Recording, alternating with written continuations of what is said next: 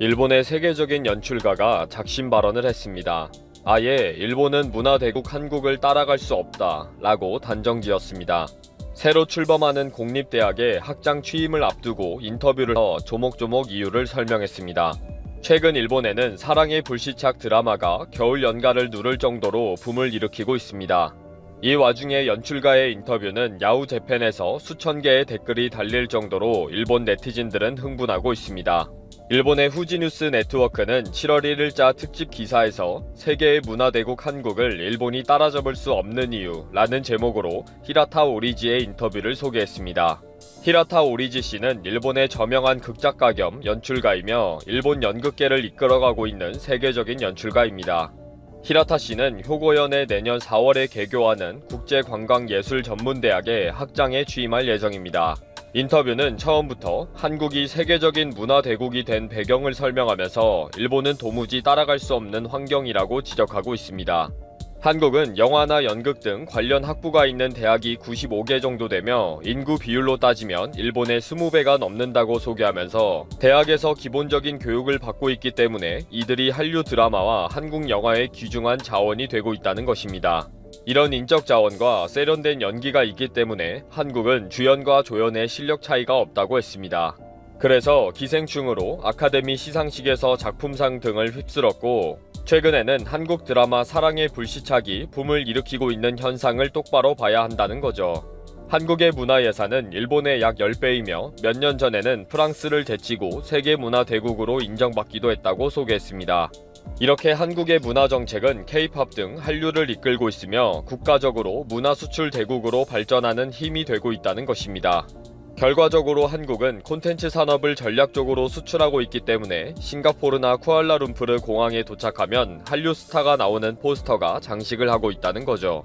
한국의 제품과 한류 스타가 세트로 구성되어 전략적인 마케팅을 하고 있다고 했습니다. 노골적으로 일본의 문화는 소비자 퍼스트가 아니고 일본 문화는 훌륭하기 때문에 받고 싶으면 받든지 하는 식이라는 거죠. 좋은 것을 줬으니 받아야지 하는 자화자찬의 전략은 있을 수가 없다고 했습니다. 일본에는 전 세계에 다 있는 문화부라는 정부 조직도 없고 문화부 장관도 없기 때문에 총괄적인 문화 정책이 없다는 거죠. 히라타 씨는 한국에서는 사회적인 문제까지 문화예술로 풀어가는 조직과 활동이 활발하고 있는데 일본은 전무하다고 비판하고 있습니다. 일본의 히키코모리 현상이나 고독사 문제를 아무 대책 없이 이렇게 내버려두면 안 되는데 이런 문제는 문화예술로 사회적 프로그램으로 풀어야 한다고 조언하고 있습니다. 최근 일본에서 고아들이 늘어나고 있는데도 정부 차원에서의 대책이 너무 없다고 우려하기도 합니다.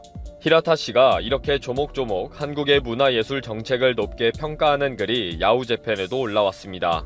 이런 전문가의 인터뷰에 대해 일본 네티즌들은 한국의 문화진흥비 비중이 세계에서 제일 높은데 그 돈으로 한류의 인기를 조작하고 날조하는 데 사용하지.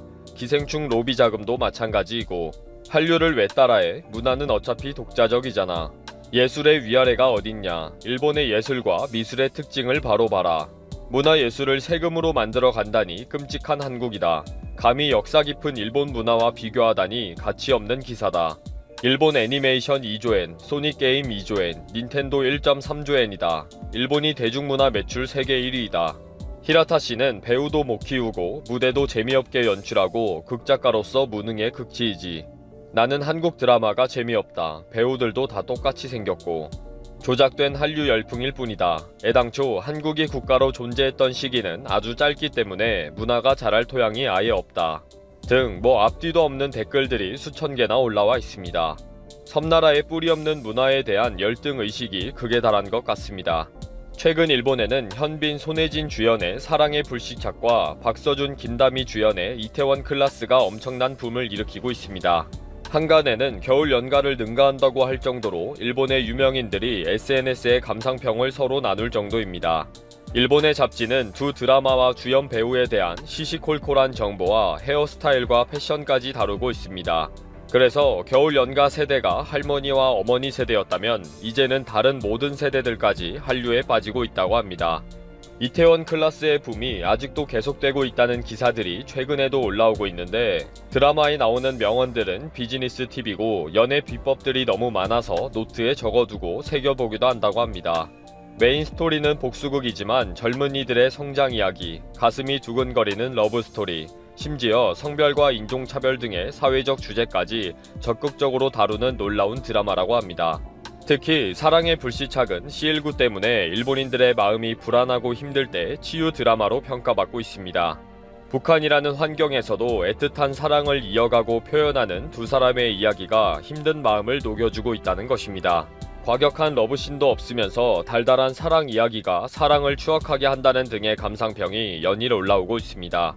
일본인들이 이렇게 한류를 좋아하는 것은 인간이라면 어쩔 수 없는 감정이라고 봅니다. 한류를 좋아한다면 착하게 사는 방법도 배웠으면 좋겠습니다. 히라타 씨의 조언대로 한국의 문화예술을 존경하면서 고개 숙이기를 바랍니다. 최근 일본에서는 우리가 상상도 못할 일들이 벌어지고 있습니다. 전세계 최악으로 평가받고 있는 일본 정부의 보건 대책 때문에 일본 내 상황이 심각해지면서 일본 최대의 마라톤 축제인 도쿄 마라톤이 사실상 취소나 다름없는 수준으로 행사 규모가 쪼그라들게 되었습니다. 2020년 3월 1일 예정된 도쿄 마라톤에는 일반인들을 포함해 총 38,000명이 참가하기로 예정되었고, 이들은 10대 1이 넘는 경쟁률을 뚫고 참가비 16,200엔, 우리 돈으로 17만원까지 내면서 마라톤을 뛸 예정이었습니다. 심지어 여기에 지원한 해외 국적자들은 이보다 더 많은 19만 6천원을 지불했죠. 자, 그런데 이번 중국 사태로 38,000명의 참가자 중에서 210명 정도만 실제 마라톤을 뛸 수 있고, 나머지 37,800명은 출전권을 강제로 박탈당했습니다. 이 중에 중국에 거주하는 1,820명은 그나마도 내년 대회 출전권과 함께 참가비 면제를 받았지만, 나머지 35,000명 정도는 참가비를 전혀 돌려받지 못하게 되었습니다. 도쿄 마라톤 주최 측은 천재지변과 관련해서만 보험을 들어두었고, 이번 사태는 천재지변이 아니기 때문에 환불이 안 된다 설명했습니다. 그렇다고 해서 20만원에 가까운 참가비를 날린 일본인과 외국인들이 내년 마라톤에서 할인을 받는 것도 전혀 아니기 때문에 이들의 분노가 하늘 높이 치솟고 있습니다. 한국이라면 절대 벌어질 수 없는 일이죠. 하지만 이러한 일들이 일본에서 벌어지고 있는 것은 사실 그리 놀랍지도 않습니다. 현재 일본의 경제는 사상 초유의 위기를 맞이하고 있어 웬만한 뉴스는 일본 사람들의 관심조차 받지 못하고 있기 때문이죠. 여기 일본의 아베 내각이 직접 발표한 일본의 GDP 성장률을 보시면 지난해 4분기 대폭락한 것을 확인할 수 있습니다. 일본이 스스로 한국에 대한 수출 규제를 시행한 것과 한국과의 경쟁에서 밀려 사업을 접은 수많은 일본의 반도체 회사들과 조선회사, 여기에 일본 경제를 지탱해 주었던 일본 자동차들의 판매가 쪼그라들면서 최근 5년 동안 최악의 수치를 기록하게 되었습니다. 일본의 마이니치 신문은 경제정책을 중요시해온 아베의 이번 일본의 마이너스 성장은 큰 상처다 라고 보도하였고, 일본의 야당에서는 일본 경제가 대불황에 빠질 수 있다고까지 경고하였습니다. 최근 미국의 CNN도 일본의 경제가 위축되고 있고 일본의 경기 침체는 불가피해 보인다 전했고, 영국의 BBC 뉴스는 일본의 경제가 2014년 이후 가장 빠른 속도로 쪼그라들고 있다 경고하였습니다. 일본의 경제 상황이 실제로 이렇게 심각해지고 있는 가운데 호사카 유지 교수가 밝힌 것처럼 아베 내각이 자신들의 뜻에 반대하는 이들을 모두 좌천시켜 버리다 보니 아베 측근 중에서 그 누구도 아베의 잘못된 경제정책 방향을 지적하고 있지 않고 있어 점점 더 문제가 심각해지고 있습니다. 마나미치 아다치 UBS 이코노미스트는 현재 일본 경제는 매우 취약하고 암울한 데다가 충격적인 수준으로 나쁜 상태다 라고 전했고, 파이낸셜 타임스는 아베가 쏜 3개의 화살이 모두 휘청이고 있다 보도하였습니다. 여기서 3개의 화살은 아베 총리가 아베 내각을 출범하였을 때 언급한 것으로 양적 완화, 정부의 재정 지출 확대, 그리고 규제 완화, 이 3가지를 말합니다. 한마디로 아베의 경제 정책이 완전히 망해가고 있다는 것이죠. 이렇게 더 이상 잃을 것이 있나 싶을 정도로 일본이 추락하자 이제는 이간질을 통한 물귀신 작전을 한국에 쓰려 하고 있습니다. 한국 정부가 북한 금강산 개별 관광은 유엔 안전보장이사회의 제재 대상이 아니므로 언제든 다시 재개할 수 있고 이를 현재 검토 중이라 밝히자 일본 언론들은 서로 앞다퉈 이런 보도를 냈습니다. 미국이 한국 정부가 추진하고 있는 금강산 관광을 반대했다. 특히 요미우리 신문은 정의용 청와대 국가안보실장이 오브라이언 백악관 안보보좌관을 만나 남북협력 사업에 대해 양해를 구했지만 미국이 반대 의견을 보냈다 전했습니다. 하지만 이 내용은 사실이 아닌 것으로 밝혀졌고, 보이스 오브 아메리카에 따르면 미국 국무부 관계자는 이러한 일본의 보도와 관련하여 미국은 남북협력을 지지한다. 남북협력의 비핵화의 진전과 맞춰서 진행되도록 한국 동맹과 조율한다. 고 전했습니다.